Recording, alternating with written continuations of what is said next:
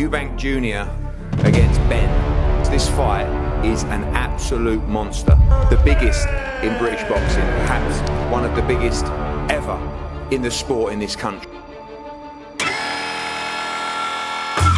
Fight fans, welcome back to Luxurytainment. Defending undefeated WBA Continental welterweight champion, fighting out of Ilford, Essex, England, Conor the Destroyer. Are you ready for the thousands in attendance and the millions watching around the world? Ladies and gentlemen, let's get ready to rumble!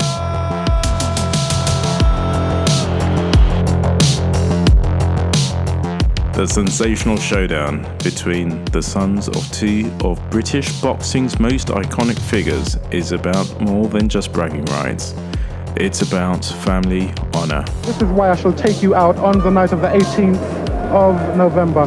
You are mine, you belong to me. I am the man. End up sluggers that he nailed. Edward for 12. Oh, that was a short edge.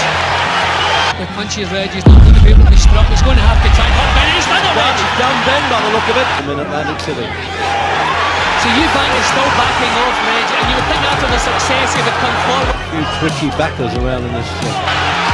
Oh, as you say, Jim, that's when he's dangerous.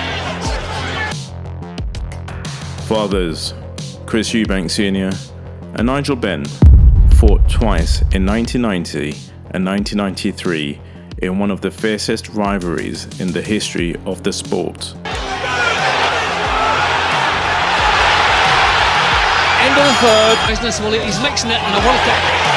But shoot Eubank just as it landed, but his head's cleared again. It's round, so he's trying to. Oh! Master of the noble art. Oh, right. Almost came out on our lap there, Jim. A little bit. I think he was falling for that. That was Ben. Oh, what a shot that Shot is. really super. Opened him up with the left hand and then shot the right hand over and it connected. There's the countdown. The eyes watch Reg. This will be the finish of. Eubank Sr. stopped Benn in the 9th round of their first encounter before a controversial split draw 3 years later left fans calling for a third fight, but it never came. Now their sons will settle the score on October the 8th at the O2 Arena, London, in a 156-pound catchweight contest. Nigel Benn is talking to you. Centre face me. The thing about him, he's all hype. He's all hype, you know, and I can't wait to November the 18th to give him a good hiding. I have what it takes. This man is nothing but he's the real hype.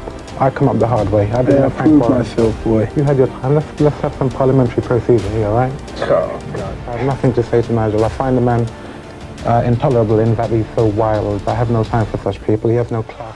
For me, this is one of the biggest fights that can be made in boxing now. Their fathers were two brilliant warriors with contrasting personalities and styles, and although their grudge was a domestic one, it was a series that made the world pay attention. To Chris, you're just a business obstacle. What is he to you? Chris is beating me, and I respect him as a boxer. That's one thing I do. He punches hard, good boxer. But as a person, I don't like the way he conducts himself. But he's beating me, and I want to go out there and even the score. These fights will be no different.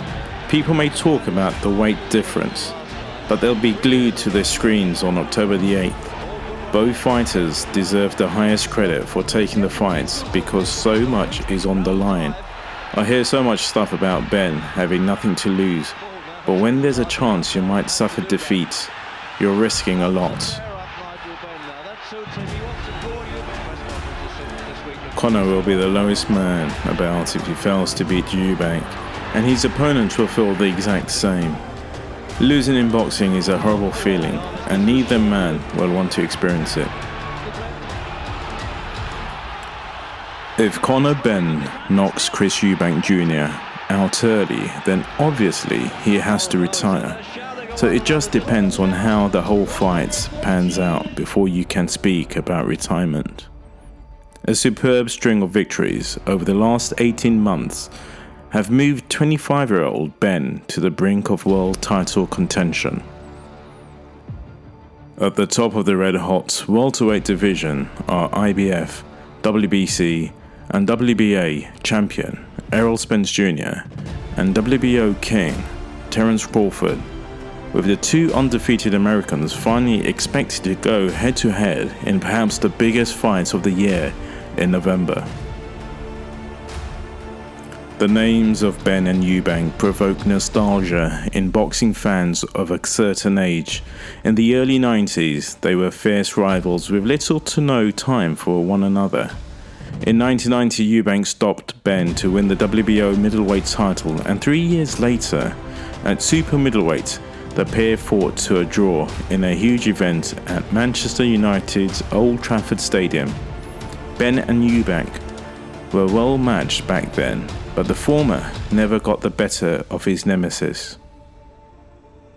Eubank has stated that he likely will not be at full physical strength on the night of the fight because of the catchweight and the rehydration limits imposed on him. But all that is fair game, Eubank said. Super middleweights cannot put me on the canvas. Heavyweights in Cuba cannot put me on the canvas. How is Conor Benn going to do it? Other people, experienced people, respected people in the industry can see him knocking me out. Maybe I'm missing something, I don't know, but that's the excitement of the fight. Everybody's got their opinion, and we're all going to find out in 2 months' time. A knockout defeat for Chris Eubank Jr. against Conor Benn will send him into early retirement with no rematch clause in place for their bout. I think Conor beats him. I think he beats him due to the weight cut that's tough for Chris Eubank Jr. There's rehydration stipulations that he has to adhere to, but then you're worried about it being dangerous. I don't want to see a fighter fighting severely dehydrated. That's how you end up with a brain injury. Get ready, because this fight is going to be something else, as they look to protect the family name and add another chapter to the Eubank-Benn story.